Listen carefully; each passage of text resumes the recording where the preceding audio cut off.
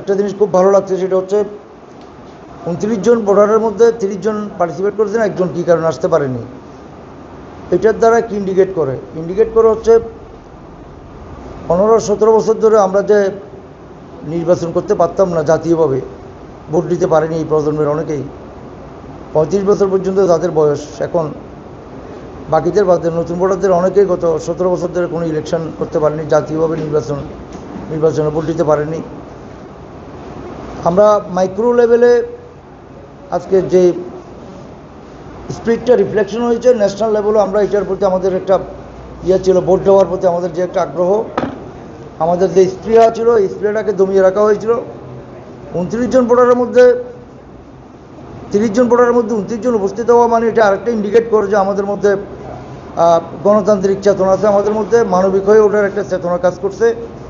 এবং আপনারা জানেন, সম্মতিবিহীনভাবে মানে অ্যাকসেপ্টেন্স ছাড়া, কনসেন্স ছাড়া, আমার উইল ফোর্স যেটা আছে, আমার উইলিংনেসটা এক্সপ্রেস করা ছাড়া, আমাকে গভর্ন করার, আমাকে অ্যাডমিনিস্ট্রেট করার, আমাকে আপনার রুল করার যে কালচার, এই কালচারটা হচ্ছে বেশি কালচার। মানুষের আপনার আমার সম্মতিবিহীনভাবে আমার উপর শাসন চাপিয়ে দেওয়া, গায়ে না মানে আপনি মোরল হয়ে যাওয়ার চিন্তাভাবনা, আমার সম্মতি ব্যতীত আমার উপর শাসন চাপিয়ে দেওয়া, আমার সম্মতি ব্যতীত আমার নেতা সাজার একটা কালচার, কালচার যেটাকে আমরা বলবো,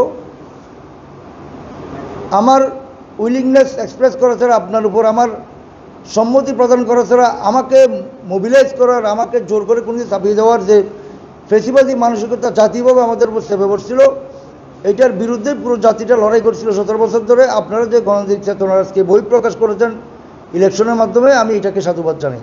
টানা সপ্তমবারের মতো বেস্ট টিস্যু পেপার ব্র্যান্ড হিসেবে স্বীকৃতি পেয়েছে বসুন্ধরা টিস্যু। 16 আগস্টের আপরাইজিংয়ের সময়, অভ্যুত্থানের সময় আপনার সোশ্যাল মিডিয়াগুলোতে যে জার্নালিজম হয়েছে এবং মোবাইল জার্নালিজমের মধ্যে, মজুদ জার্নালিজমের মাধ্যমে আমরা মানুষের কাছে সঠিক সংবাদটি পৌঁছে দেওয়ার, তাৎক্ষণিকভাবে ইনস্ট্যান্টলি যা ঘটছে মাঠে ময়দানে যা ঘটছে তা পৌঁছে দেওয়ার যে গুরুদায়িত্ব আপনারা পালন করেছিলেন জাতীয়ভাবে এবং লোকালি, এটা জাতি কিন্তু শ্রদ্ধা ভরে স্মরণ করবে।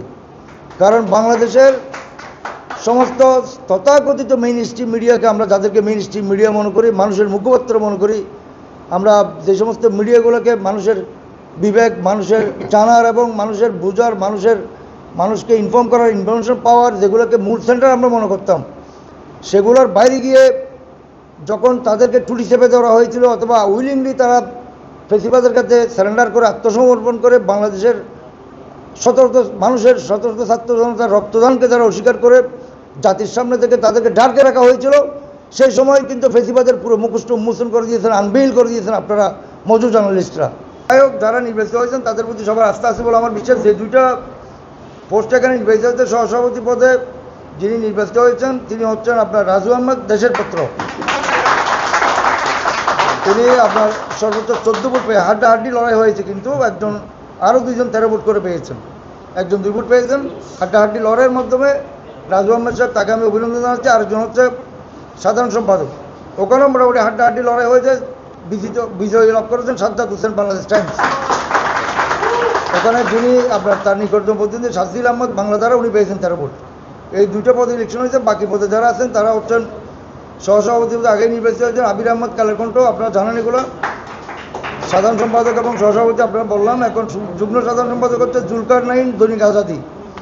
সাংগঠনিক সম্পাদক হচ্ছে নূর নবী শাওন, দৈনিক ইত্তেফাক। অর্থ সম্পাদক হচ্ছে আকিল মাহমুদ, দিগন্ত। দপ্তর সম্পাদক আবুল হাসান মিনহাজ, জনবাণী। প্রচার ও প্রকাশন সম্পাদক মোহাম্মদ ইসাক হোসেন, চট্টগ্রাম নিউজ। ক্রীড়া ও সংস্কৃতি সম্পাদক আব্দুর রহমান ইমন, বাংলাধারা। প্রশিক্ষণ ও গবেষণা সম্পাদক পরিতোষ বড়ুয়া রানা, আমার বার্তা। কার্যনির্বাহী সদস্য গাজী গোপরান, সময়ের কণ্ঠস্বর।